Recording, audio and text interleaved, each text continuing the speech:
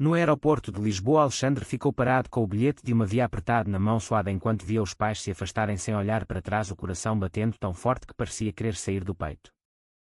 A revelação que fizera no jantar familiar na noite anterior tinha sido o começo de tudo, mas nada o preparara para este momento em que o pai lhe entregara o bilhete dizendo apenas que aquela era a solução para o problema que ele criara e que não voltasse até ser normal. Ele ficou ali imóvel no meio da multidão de viajantes, o barulho das malas e dos anúncios misturando-se ao zumbido nos seus ouvidos, perguntando-se se toda a vida de esconder quem era tinha valido a pena ou se a honestidade acabara de destruir a única família que conhecia. A noite anterior ainda queimava na sua memória como uma ferida fresca. A família reunida na casa antiga em Braga, à mesa posta com o bacalhau que a mãe preparava sempre para ocasiões especiais. Alexandre tinha chegado de Lisboa de propósito para o jantar de aniversário da mãe e depois de meses a planear o momento ele pegara no telemóvel, mostrara o vídeo que postara horas antes onde aparecia de mão dada com Rafael, o homem que amava há 2 anos, e dissera simplesmente: "Eu sou gay e estou cansado de fingir." O pai António, um homem de 60 anos com as mãos calejadas de anos a trabalhar na construção, ficara branco, depois vermelho, e levantara-se da cadeira com tanta força que o copo de vinho caíra no chão. "Isto é pecado", gritara ele apontando o dedo para o filho como se fosse uma arma. A mãe Maria começara a chorar baixinho, repetindo que não podia ser, que era só uma fase, que a igreja podia ajudar. A irmã mais nova, Ana, ficara em silêncio, os olhos baixos, sem saber de que lado ficar. A discussão durara horas, com o pai a citar passagens da Bíblia e a mãe a implorar que ele apagasse o vídeo antes que os vizinhos vissem, mas Alexandre recusara, sentindo pela primeira vez na vida que estava a respirar ar puro mesmo que o ar queimasse.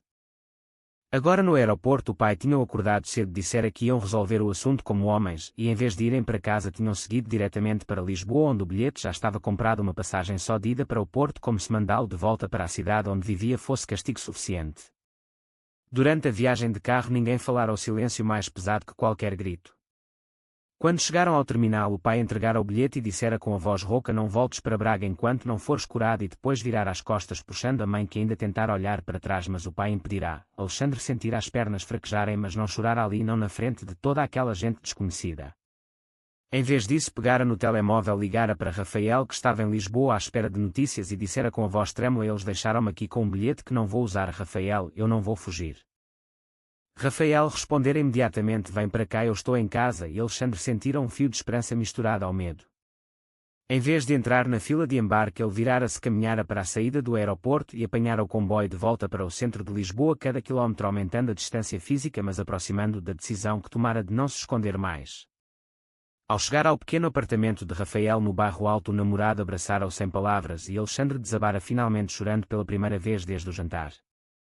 Mas mesmo nos braços de Rafael a mente não parava de girar. Será que traí a minha família? Será que o amor que sinto por ele justifica perder tudo o que construí até agora? O emprego estável, os laços com os tios, os almoços de domingo.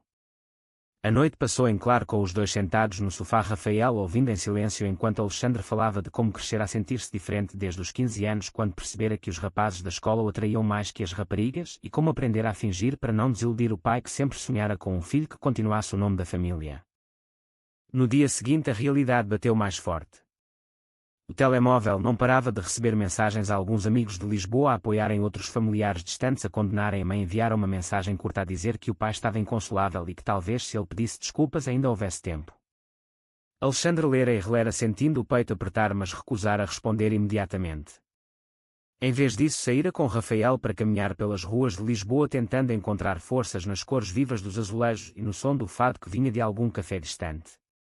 Mas o peso da rejeição não saía, e ele sabia que aquela era só o começo de uma luta que ia testar cada escolha que fizesse dali para a frente. O preço da liberdade era alto, e ele ainda não sabia se estava pronto para pagar tudo. Alexandre acordou no sofá de Rafael com o corpo dorido e a mente ainda presa no aeroporto, como se o tempo tivesse parado ali. Rafael preparara café simples como ele gostava e sentara-se ao lado, dizendo: "Vamos enfrentar isto juntos", mas Alexandre via nos olhos dele o mesmo medo que sentia, o medo de que o amor não bastasse contra o mundo inteiro. Durante a manhã tentara ligar para casa, mas o pai não atendera. A mãe atendera com voz baixa e dissera que o pai proibira qualquer contacto e que talvez fosse melhor ele ficar em Lisboa por agora. A irmã Ana enviara uma mensagem escondida a dizer que estava do lado dele, mas que o pai ameaçara cortar relações com quem o apoiasse, e Alexandre sentira o coração partir-se ao meio, porque Ana sempre fora a sua aliada secreta, a que o defendia quando ele era miúdo e levava pancada na escola por ser diferente. A tarde trouxe mais golpes. No emprego onde trabalhava como designer gráfico para uma pequena agência ligada a clientes conservadores, os chefes chamaram-o à parte e disseram que lamentava, mas que alguns clientes tinham visto o vídeo e exigiam que ele fosse afastado para não perder contratos. Alexandre saíra da reunião com a carta de despedimento na mão, sentindo o mundo desabar. Caminhara sem rumo pelas ruas de Alfama, subindo as escadas íngremes até chegar ao mirador, onde se sentara a olhar o rio Tejo, perguntando-se se valera a pena assumir-se, se o preço da verdade era perder o emprego que tanto amava. Rafael encontrara-o ali, abraçara-o e dissera que podiam encontrar outro trabalho, mas Alexandre sabia que não era só o dinheiro, era a identidade que construíra para sobreviver a anos de segredo. Nessa noite Rafael cozinhara massa simples e os dois conversaram até tarde sobre o futuro, mas as palavras de Rafael soavam forçadas, como se ele também estivesse a lutar contra as próprias dúvidas. Alexandre sentiu pela primeira vez a possibilidade de que o relacionamento pudesse não aguentar o peso da rejeição familiar, e isso aterrorizou-o mais que tudo. De manhã cedo a mãe ligara em segredo do supermercado dizendo que o pai estava doente do coração, que o médico avisara stress e que talvez se Alexandre voltasse atrás e dissesse que fora um erro tudo se resolvesse. Ele ouvira em silêncio as lágrimas da mãe e sentira o dilema moral apertar-lhe a garganta: devia mentir para salvar a saúde do pai ou manter-se fiel a si mesmo e arriscar perder a mãe também.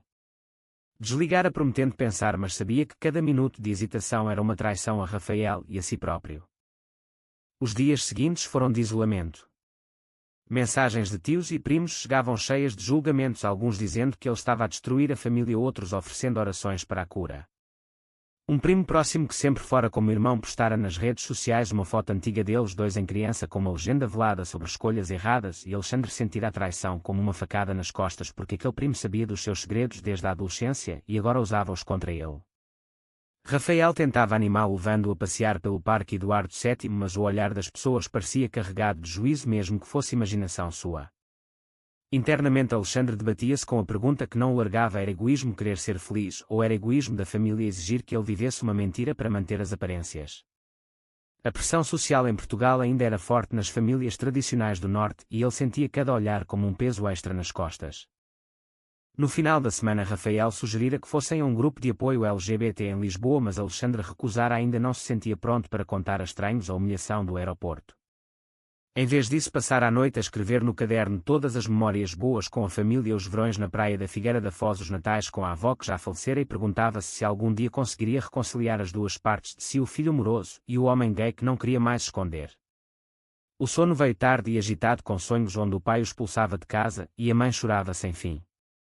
Ao acordar decidiu que no dia seguinte tentaria falar com o pai cara a cara, mesmo sabendo que o risco era perder tudo de vez. A viagem de comboio até Braga foi tensa. Alexandre segurava o bilhete com as mãos trêmulas, imaginando o reencontro que podia acabar em mais rejeição ou quem sabe em perdão.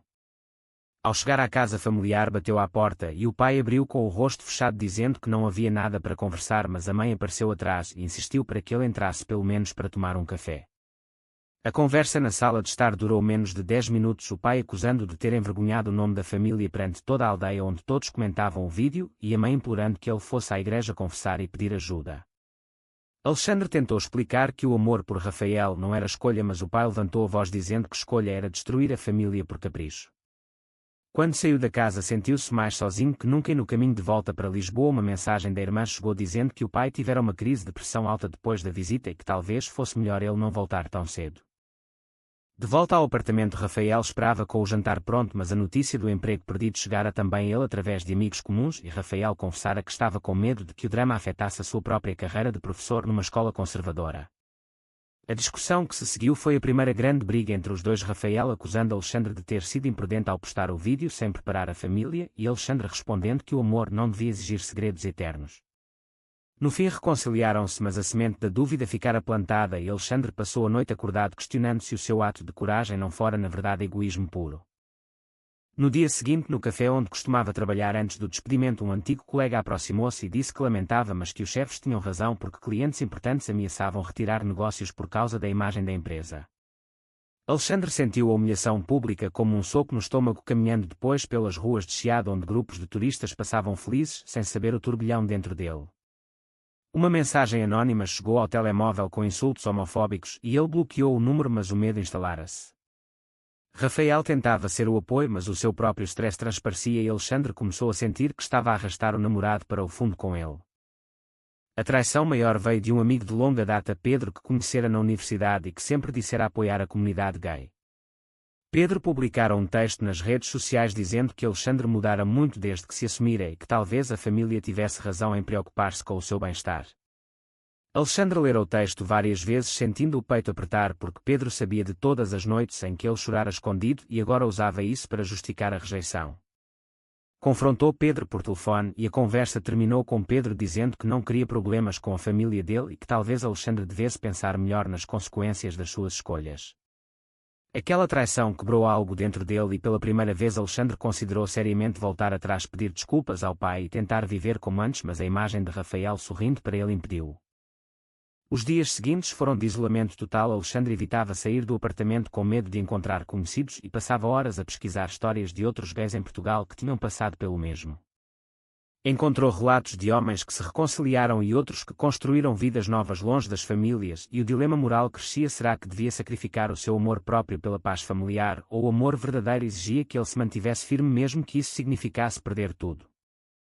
Rafael propôs uma viagem curta a Sintra para arejar a cabeça e durante o passeio pelos jardins do palácio Alexandre sentiu um momento de paz, mas ao regressar a realidade bateu ainda mais forte com uma chamada da mãe a dizer que o pai fora hospitalizado por causa do stress e que talvez se ele voltasse e dissesse o que eles queriam ouvir o pai melhorasse.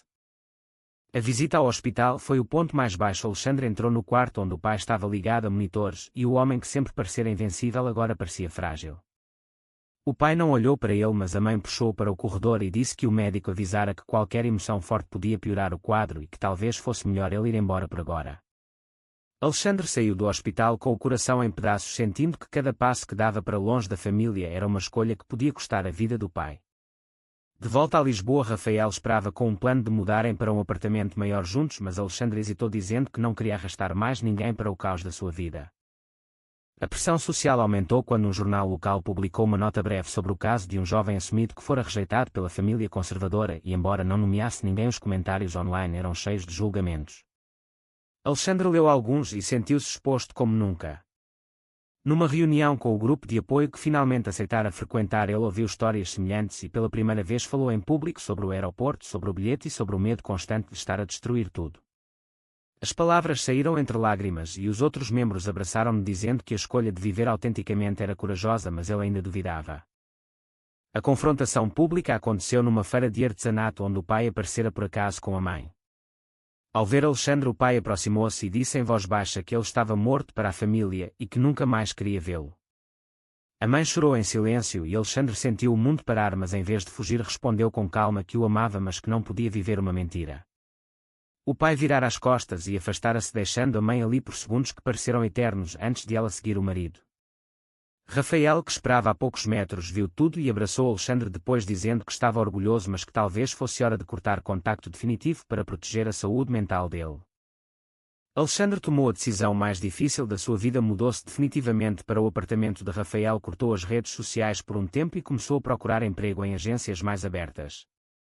O sacrifício foi enorme, noites de insônia a recordar a infância, a questionar se o amor de Rafael valia perder a família inteira, mas aos poucos uma força nova nasceu dentro dele, a consciência de que esconder-se tinha sido o verdadeiro preço alto.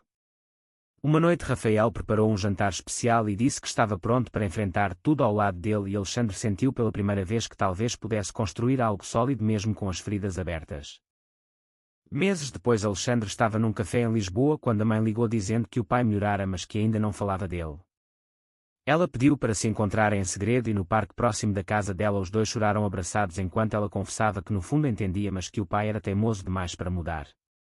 Alexandre contou-lhe sobre a vida nova, o emprego que encontrara numa agência progressista e o apoio que Rafael lhe dava todos os dias. A mãe ouviu em silêncio e ao despedir-se disse que o amava independentemente de tudo, mas que talvez o tempo curasse as feridas do pai. A reconciliação parcial veio numa tarde de domingo quando a irmã Ana apareceu no apartamento de Lisboa com um bolo feito pela mãe e disse que o pai ainda não estava pronto, mas que ela não ia abandonar o irmão. A conversa foi longa, cheia de lágrimas e risos, e Alexandre sentiu que algo se quebrara, mas também se reconstruíra.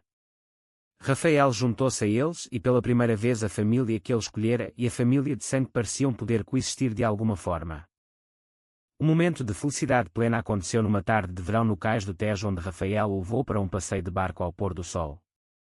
Ali no meio do rio, com Lisboa iluminada ao fundo, Rafael ajoelhou-se e disse que queria construir uma vida juntos independentemente do que o mundo dissesse, e Alexandre aceitou com o coração cheio, sentindo que depois de tanta dor a alegria tinha um sabor mais doce. Eles abraçaram-se sob o céu cor de laranja e Alexandre soube que o preço pago valera a pena porque finalmente era livre para amar sem medo. Foi justo os pais de Alexandre o rejeitarem para preservar as tradições familiares, ou o verdadeiro amor parental exige aceitação independentemente das escolhas do filho?